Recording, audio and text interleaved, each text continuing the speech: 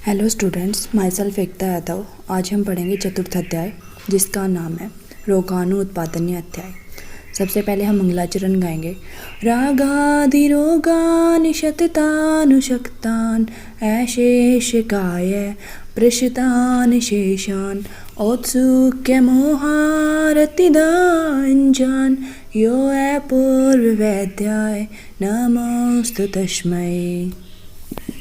देखिए, अध्याय का नाम है रोगाणु उत्पादनीय अध्याय, अर्थात जिस प्रकार का आचरण या जिस प्रकार के आहार विहार का सेवन करने से रोगों की उत्पत्ति न हो, या ऐसा अध्याय जिसमें बताया गया हो कि विषम रोगों की उत्पत्ति को रोकने के लिए जो हितकारक हो, उसका नाम रोगाणु उत्पादनीय अध्याय है। अब वेगों को न रोकने का निर्देश, कौन कौन से वेगों को हमें धारण करना चाहिए, कौन कौन से वेगों को हमें धारण नहीं करना चाहिए, उन्हीं सब का वर्णन इस अध्याय में आता है और उनसे कौन से रोग उत्पन्न हो सकते हैं। देखिए, अब यहाँ पर आता है वेगों को न रोकने का निर्देश, अर्थात कौन से वेगों को हमें धारण नहीं करना चाहिए। वेग अनधारिये धात विन मूत्र शव त्रट सुदाम, निद्रा का श्रम श्वास श्रम्भा अश्रु छर्दी रेतसाम, अपान वायु मलमूत्र छींक प्यास भूख निद्रा कास श्रम जनित श्वास जृंभा आंसू सर्दी तथा शुक्र के वेगों को नहीं रोकना चाहिए। इन वेगों को हमें धारण नहीं करना चाहिए। अगर हम इन वेगों को धारण करते हैं तो हमें तरह तरह की व्याधियाँ उत्पन्न हो सकती हैं। अब देखिए, वेग क्या होता है?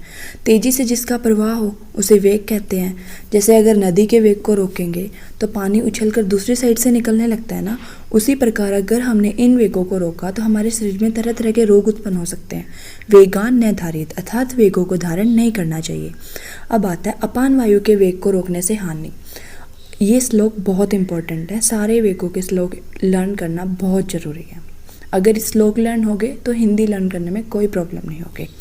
अधोवातस्य रोदेन गुल्मो उधावर्त रुक कलमा वात मूत्र शकत संग दृष्टि अग्निवद हृदय गदा। मतलब अपान वायु के वेग को रोकने से क्या होगा? देखो, अधोवातस्य रोदेन मतलब अपान वायु के वेग को हमने रोका तो क्या होगा? गुल्मो मतलब गुल्म, उदावर्त मतलब उदावर्त रोग होगा। रुक का अर्थ होता है पीड़ा, मतलब उदरशूल होगा या उदावर्त रोग हो जाएगा। और कलमा मतलब कल्म, सुस्ती आएगी हमें, ये रोग हो सकते हैं। और अगर हमने अपान वायु मूत्र और पुरुष की प्रवृत्ति में भी रुकावट आ सकती है, जिससे क्या हो सकता है कि नेत्र रोग हो सकते हैं, या हमारी अग्निवध मंद अग्नि हो सकती है, या हृदय रोग हो सकते हैं, मतलब हृदय का जकड़ जाना, ऐसी कोई भी सिचुएशन आ सकती है। अब नेक्स्ट आता है मल वेग रोधज रोग। श्रकत पिंडी को उद्देश्यन प्रतिशाय शिरोरुजय उद्रवायु परिकृतो हृदयशो उपरोधनम मुखेन्विट प्रवर्तिश्च पूर्वोक्ताशय च आम्य स्मृता।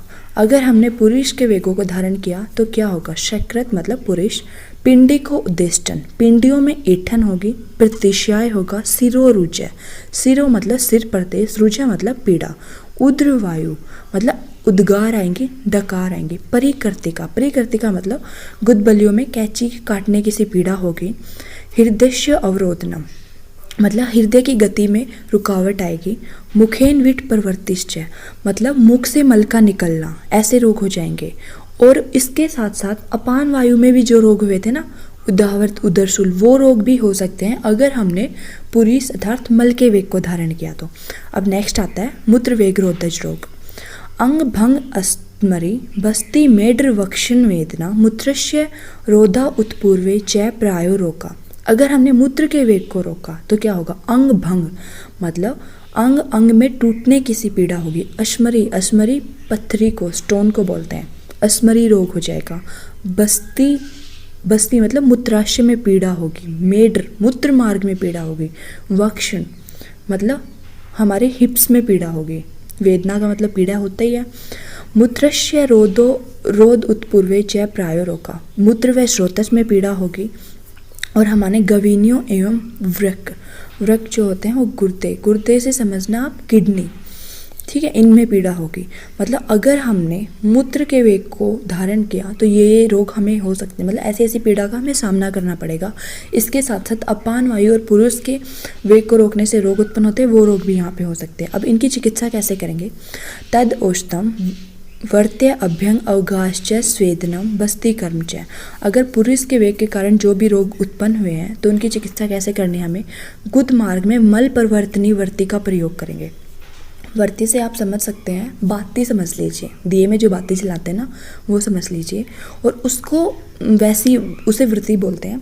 उसे गुद मार्ग में प्रवेश कराएंगे मल परिवर्तनी, अर्थात वो मल को बाहर निकालेगी, इसलिए उसको मल परिवर्तनी बोला गया है। उधर के ऊपर अभ्यंग कराएंगे, उधर के ऊपर, उधर मतलब हमारा जो स्टमक है, पेट है, उसके ऊपर किसी भी तेल से अभ्यंग करेंगे, मालिश करेंगे, ठीक है। द्रोणी में अवगाहन करेंगे, मतलब एक तरीके से ये समझ लीजिए गर्म पानी से सेक करेंगे। स्वेदन कराएंगे या बस्ती कर्म कराएंगे। अब इसमें चिकित्सा पेय क्या है? हम मतलब रोगी को ऐसे भोज्य पदार्थों को खाने के लिए देंगे जिससे मल स्वयं निकले, जैसे कि दुग्ध जो होता है, दुग्ध में अगर किसी को कॉन्स्टिपेशन हो रखी है, या फिर ये हो सकता है कोई ऐसा रीजन हो गया कि उसने पुरुष के वेगों को धारण कर लिया, लेकिन अब उसको अपने वेगों को बाहर निकालना है, तो हमें क्या करना होगा? कोई भी पेशेंट है तो हम उसे क्या करेंगे, जैसे कि हम दुग्ध में एरंड तेल मिला के देंगे, या सिंपल दुग्ध भी पीने को दे सकते हैं, या फिर पपीता खिला सकते हैं। इससे भी जो होते हैं पुरुष के वेग को बाहर निकालने में बहुत ज़्यादा हेल्पफुल होता है।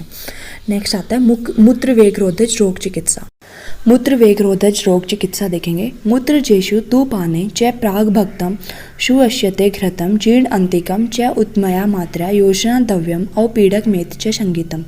मतलब जिसने मूत्र के वेग को धारण किया है उससे जो भी रोग उत्पन्न होंगे उसमें क्या करेंगे? हम अवपीड़क घृत का सेवन करेंगे, अर्थात भोजन करने से पहले और भोजन के पच जाने के बाद उत्तम मात्रा में घृत पान करेंगे। इस प्रकार 2 बार सेवन किए गए घृतपान को अवपीड़न घृत कहते हैं, ठीक है। हमेशा याद रखना, इंपॉर्टेंट क्वेश्चन है, पूछा जाता है कि अवपीड़न घृत कौन से वेग के लिए यूज़ किया जाता है? तो मूत्र वेग की रोग की चिकित्सा में अवपीड़न घृत का यूज किया जाता है। उद्गार वेग रोधज रोग चिकित्सा।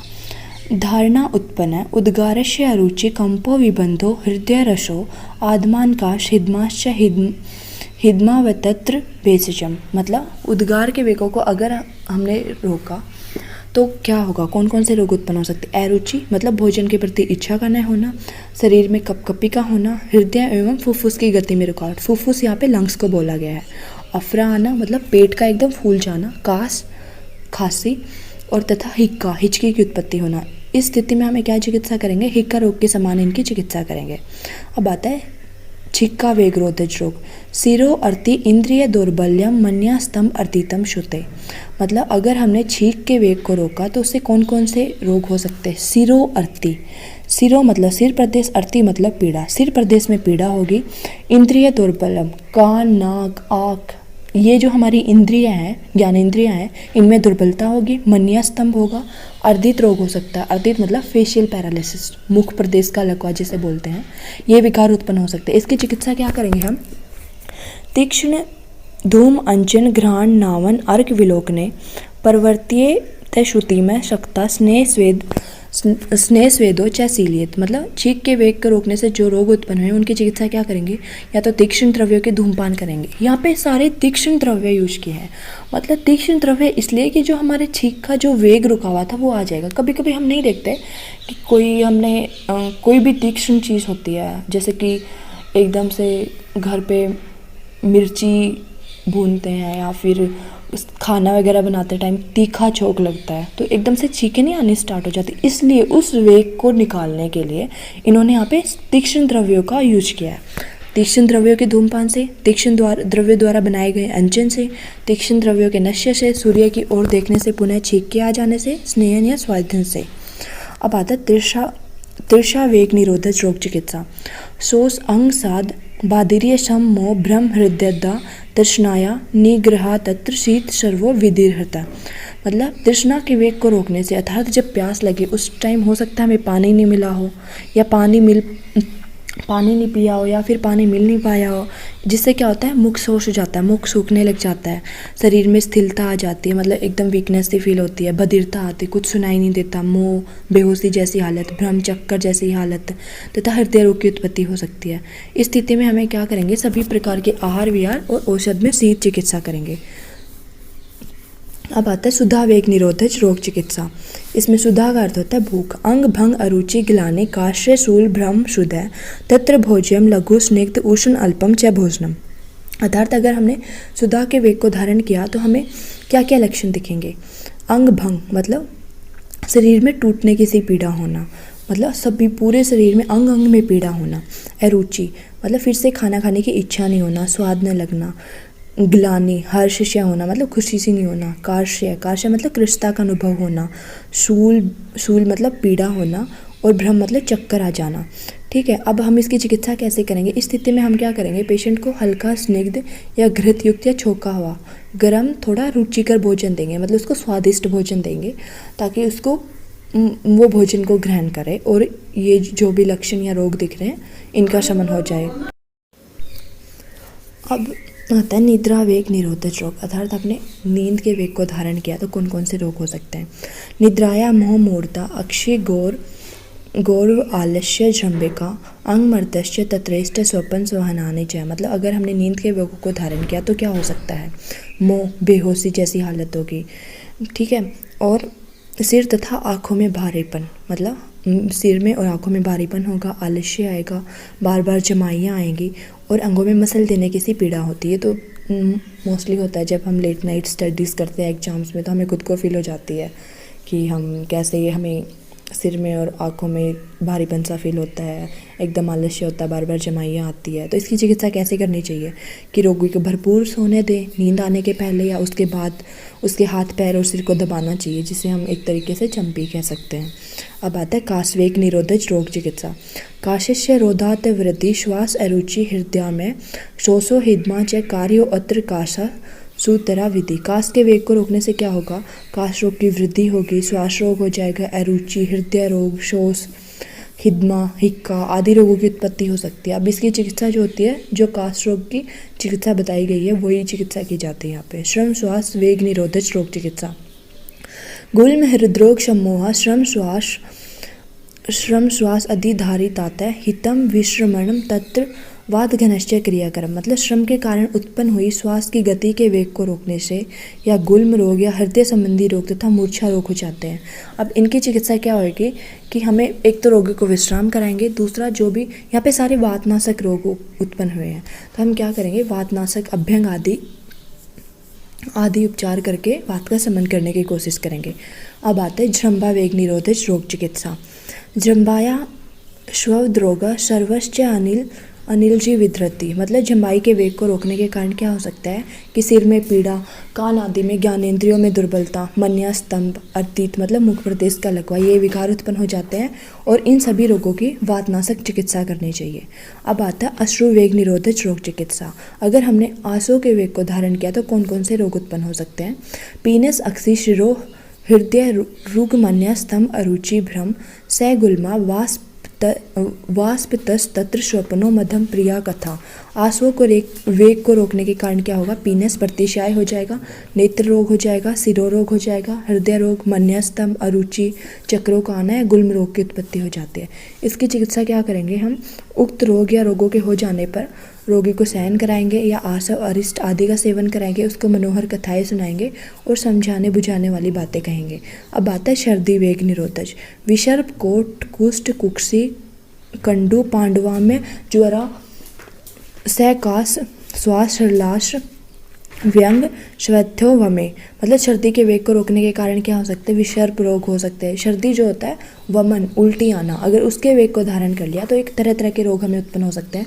विसर्प रोग, कोठ कुष्ठ रोग, नेत्र रोग, कंडू पांडु रोग, ज्वर का श्वास जी मसलाना, व्यंग या सोत रोग हो जाते हैं। इनकी चिकित्सा क्या करेंगे हम, गंडूस धूमन आहारा रुक्षम भुक्त्वा तद्धुम व्यायाम श्रुति रसस्य सस्तम च अत्र विरेचनम क्षयसार लवणम तैल अभ्यंगार्थम च शस्यते।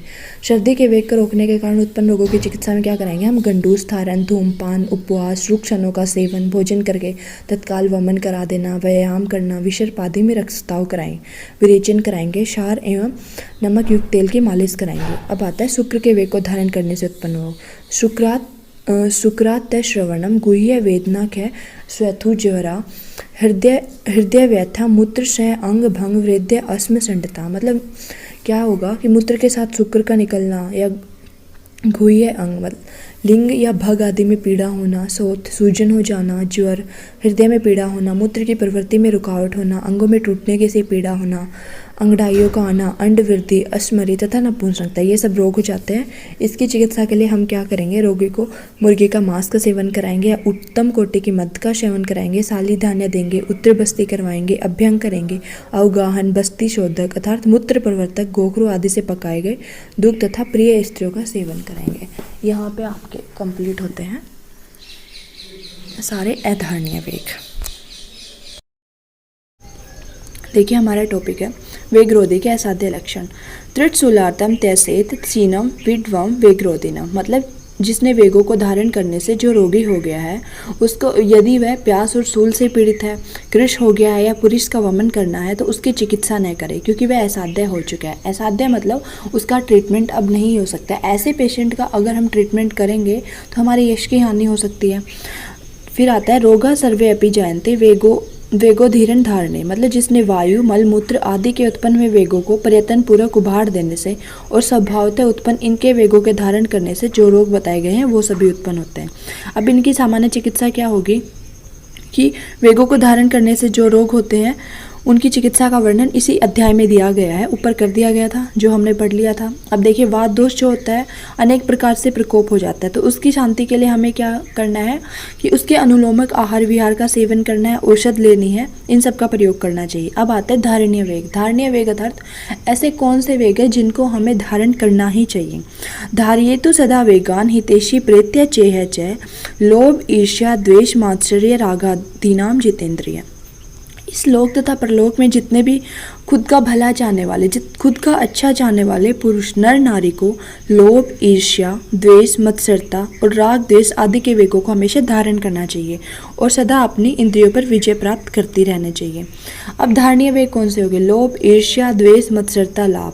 लोभ क्या होता है? अगर इसका मिथ्या योग हो गया तो हानिकारक, किसी को ज़्यादा लोभ हो गया तो वो हानिकारक होता है, क्योंकि जैसे जैसे लाभ बढ़ता है वैसे वैसे लोभ की प्रवृत्ति अधिक होती जाती है। ईर्ष्या मतलब दूसरा कुछ अच्छा कर रहा है उसे देख के जलना या दूसरे की सफलता को देखकर मन में एक अजीब सी प्रवृत्ति का होना, वो ईर्ष्या होती। मत्सरता दूसरों को दुखी देखकर प्रसन्न होना। राग विषयों में मन की आसक्ति होना। द्वेष दूसरों को हानि पहुंचाने का प्रयत्न करना। ऐसे कार्य हमें नहीं करने चाहिए, हमें इन सब वेगों को धारण करना चाहिए। अब कुछ इंपॉर्टेंट पॉइंट्स आते हैं। देखिए धारणीय वेग में क्या होता है? मन के वेग क्या हुए? लोभ, शोक, भय, क्रोध, अभिमान, निर्लसता, ईर्ष्या, राग, अभिद्या, मतलब मन से दूसरों के साथ द्रोह करने की इच्छा रखना। वाणी के वेग क्या होंगे? किसी को कठोर वचन कहना या आवश्यकता से अधिक बोलना या चुगलखोरी करना, झूठ बोलना, असामयिक बातें करना, इधर उधर की फालतू की बातें करना।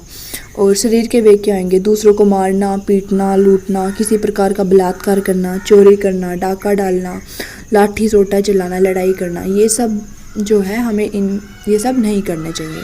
यदि मनुष्य विवेक और बुद्धि से काम ले तो इन कर्मों से वह बच सकता है और समाज में आदर पा सकता है।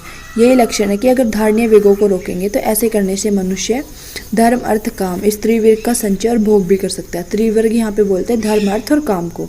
अब शोधन की आवश्यकता। जो वात पित्त कफ दोष थे इनमें क्या होता है कि पुरुष आदि शारीरिक मलों का उचित समय पर संशोधन करने का प्रयत्न करना चाहिए, क्योंकि जब दोष अत्यधिक संचित हो जाते हैं तो वो कुपित होकर जीवन का विनाश करते हैं। अब आता है संशोधन कर्म की प्रशंसा। देखिए दोषा कदाचित कुप्यंती जिता लघन पाचने ये तो संशोधने शुद्धा न तेषाम पुनरुत्व। मतलब लंघन और पाचन क्रियाओं से जो भी हम दोष शांत करते हैं वो क्या होता है, कुछ समय पश्चात पुनः कुपित हो जाते हैं। लेकिन अगर हमने वमन विरेचन मतलब अर्थात संशोधन करवाकर हमने जिन दोषों को शांत किया है वो दोबारा प्रकोपित नहीं होते हैं। देखिए आयुर्वेद शास्त्र में समन और संशोधन दो प्रकार की चिकित्सा की विद्या बताई गई है। उनमें समय पर किया गया संशोधन उपचार अधिक उपादेय होता है, अधिक बेनिफिशियल होता है। अतः संचय काल में बढ़े हुए दोषों का अपहरण कर देने से पुनः जब दोष प्रकोप का निश्चित समय होता है उस समय दोष प्रकोप नहीं हो पाएगा। यदि आप उन दोषों का समन, लंघन, पाचन आदि उपायों से करेंगे तो वह दोष अपने समय पर प्रकोपित हो जाएंगे और रोग की उत्पत्ति हो सकती है। अब आता है रसायन वाजीकरण योगों का प्रयोग। यथा कर्म यथा योगतः उद्र प्रयोजेत रसायनानि सिद्धानि वृश्य योगाश्च काल्वितः। मतलब काल्वित ऋतु संबंधी के ज्ञान को रखने वाला चिकित्सक संशोधन कराने के पश्चात विधि पूर्वक तथा क्रमशः सिद्ध रसायनों एवं वृश्य योगों का भी प्रयोग कराए। देखिए, रसायन और वाजीकरण संबंधी सिद्ध प्रयोगों का सेवन शरीर का संशोधन कराने के बाद ही कराना चाहिए, क्योंकि उस टाइम हमारी एनर्जी बिल्कुल क्षीण हो रखी होती है, क्षय हो रखी होती है, क्योंकि स्वच्छ और साफ वस्त्र पर रंग का प्रभाव जितना अच्छा होता है उतने मैले वस्त्र पर नहीं होता है। अर्थात रसायन और विषय योगों के प्रयोग करने से पहले संशोधन अवश्य करा ले। मतलब जब शरीर ही शुद्ध होगा तभी तो रसायन और वाजीकरण से हमें पूरा लाभ मिल पाएगा। अब देखिए, काल्विक चिकित्सक का विशेषण दिया गया है। इसके साथ क्या है, हमें त्रिविध देश, शारीरिक मानसिक बल, प्रवृत्ति, आहार, सातम्य आदि का भी ध्यान देना होगा। अब रसायन क्या होता है? रसायनों का आपको विस्तार से वर्णन तो मिलेगा चरक चिकित्सा के अध्याय 1 में, जिसमें 4 पाद सिर्फ रसायन के ही बताए गए हैं। अब आते हैं परिभाषा। जिसके विधिवत सेवन करने से उत्तम रस, रक्त आदि धातुओं की प्राप्ति हो, उस विधि का नाम रसायन है। विधिवत मतलब जिसको विधि पूर्वक सेवन करना है। ये बहुमूल्य होते हैं, इनका सेवन सर्वसाधारण पुरुष नहीं कर सकते। सर्वसाधारण क्यों बोला है? क्योंकि जब जो भी इंसान रसायन का सेवन करता है तो उसके लिए ब्रह्मचर्य का पालन करना बहुत आवश्यक होता है। अगर वो रसायन के सच में लाभ को पाना चाहता है तो उसे विधिवत सेवन करना होगा, ब्रह्मचर्य का पालन करना होगा। इसलिए सर्वसाधारण पुरुष नहीं कर सकते हैं। इसलिए हमारे महर्षि जो थे वो बहुत दयालु थे। उन्होंने क्या किया, सर्वसाधारण के लिए आचार रसायन का उपदेश दिया है। इसका प्रयोग कोई भी मनस्वी पुरुष कर सकता है। यह व्यय साध्य नहीं है। इसका प्रयोग शिव संकल्प के साथ ही करना चाहिए। अब वृश्य या वाजीकरण, इसका वर्णन भी चरक चिकित्सा अध्याय 2 के 4 पादों में किया गया है। वाजीकरण के भी 4 पाद बताए गए हैं, जैसे रसायन के 4 पाद हैं। इसका प्रयोग वीर्य को बढ़ाकर उसे सुपुष्ट करने के लिए और रति शक्ति बढ़ाने के लिए किया जाता है। इसका फल है सर्वगुण संपन्न संतान की प्राप्ति। इसका सेवन दुराचार में प्रवृत्त होने की इच्छा से कभी नहीं करना चाहिए। अब आती है शोधनोत्तर चिकित्सा। देखिए, शोधनकारक चिकित्सा में क्या होता है, जब हम वन विरेचन करवा लेते हैं तो शरीर क्या हो जाता है, कृश और दुर्बल हो जाता है। तो उसके लिए हमें क्या करना चाहिए, हमें साली धान्य, साठी धान्य, गेहूँ, मूंग, मांस, घी आदि आहार विहार का सेवन करना चाहिए। और ऐसे आहार विहार का सेवन करना चाहिए जो रुचिकर हो, हमारे हृदय को प्रिय लगता हो, जो हमारी अग्निवर्धक हो और हमें बल का प्रदान करे। इस प्रकार की आहार विधि के साथ साथ हमें अभ्यंग, उद्वर्तन, स्नान, निरूहण और अनुवासन वस्तुओं का भी प्रयोग करना चाहिए। अब आता चिकित्सा का फल क्या होगा। इस प्रकार की चिकित्सा से कौन कौन से लाभ हो सकते हैं कि क्या होता है कि इस प्रकार का आहार, अभ्यंग, उपटन आदि करने से मनुष्य को सुख मिलने लगता है। सर्वपावक पाठव मतलब पाचक, भ्राजक, रंजक, आलोचक, साधक, इन सभी में कुशलता आ जाती है। बुद्धि वर्ण इंद्रियों की निर्मलता, वृषता तथा दीर्घायु की प्राप्ति हो सकती है। अब कुछ होते हैं आगंतुक रोग। ये भूत, विष, वायव्य, अग्नि, शत, भग आदि संभवा, राग द्वेष यथाश्चते, शयु राग गंतवो गदा। मतलब भूतावेश, विष प्रयोग, वायु के स्पर्श से, अग्नि द्वारा जलने, सत, भंग, श्रम आदि कारणों से अथवा काम, क्रोध, भय, शोक आदि के कारण जो रोग उत्पन्न होते हैं उन्हें आगंतुक कहते हैं। मतलब जो वात पित्त कफ दोष के द्वारा नहीं, जो बाहरी कारणों से उत्पन्न होते हैं। ठीक है। अब आता है निज आगंतुक दोषों का निरोध और शम। निज और आगंतुक रोग या तो उत्पन्न ही नहीं होते, यदि उत्पन्न हो गए हो तो उनकी शांति के लिए निम्न चिकित्सा संबंधी निर्देश दिए गए हैं। जैसे प्रज्ञा अपराधों का परित्याग करना चाहिए, श्रोत्र आदि ज्ञानेंद्रियों को अपने वश में रखना चाहिए, मेरे रात दिन कैसे बीत रहे हैं इस बात का ध्यान रखना चाहिए, देश काल शरीर और मन का ठीक ठीक ज्ञान रखना चाहिए, सदाचार के अनुसार व्यवहार करना चाहिए, अथर्ववेद में जो शांति कही गई है उसका प्रयोग करना चाहिए, वर्तमान में जो प्रतिकूल ग्रह हो उनका जप, पूजा पाठ, होम, बलिदान आदि करे या कराए तथा भूत आदि का स्पर्श न करने का प्रयत्न करें। अब आता है शोधन योग्य ऋतु में, मतलब हमें किन किन ऋतु में शोधन कराना चाहिए। हेमंत ऋतु में कफ दोष का संचय होता है तो उसका शोधन हमें वसंत ऋतु में कराना चाहिए। ग्रीष्म में क्या होता है, वात दोष का संचय होता है तो उसका शोधन हमें वर्षा ऋतु में कराना चाहिए। वर्षा ऋतु में पित्त दोष का संचय होता है तो उसका संशोधन हमें शरद ऋतु में करवाना चाहिए। अगर जो समय समय पर संशोधन करवाते रहते हैं ऐसे मनुष्य को रोगों की उत्पत्ति नहीं होती है। जैसे कि मैंने ये ट्रिक बनाई है, दोष संचय ऋतु, शोधन योग्य ऋतु। कफ दोष का संचय हेमंत ऋतु में हो रहा है तो उसका शोधन हम वसंत में करवाएंगे। वात दोष का संचय ग्रीष्म ऋतु में हो रहा है तो उसका शोधन हम वर्षा ऋतु में कराएंगे। पित्त दोष का संचय वर्षा ऋतु में हो रहा है तो उसका शोधन हम शरद ऋतु में कराएंगे। और स्वस्थ रहने के उपाय क्या होंगे, नित्य हिता आहार विहार सेवी समीक्षाकारी विशेष सकता दाता सम सत्य पर क्षमावान आप आप्तोपसेवी च भवत्य रोगे, मतलब सदा हितकर आहार विहार का सेवन करने वाला मनुष्य, किसी भी कार्य को भली बातें देख कर करने वाला, नेत्र आदि ज्ञानेंद्रियों के विषय में आसक्त न रहने वाला, सदा सत्पात्रों को दान देने वाला, सभी प्राणियों को अपने समान समझने वाला, सत्य भाषणशील, क्षमा करने वाला, आप्तजनों की सेवा करने वाला सदा निरोग होता है। यहाँ पे चैप्टर खत्म होता है। Thank you.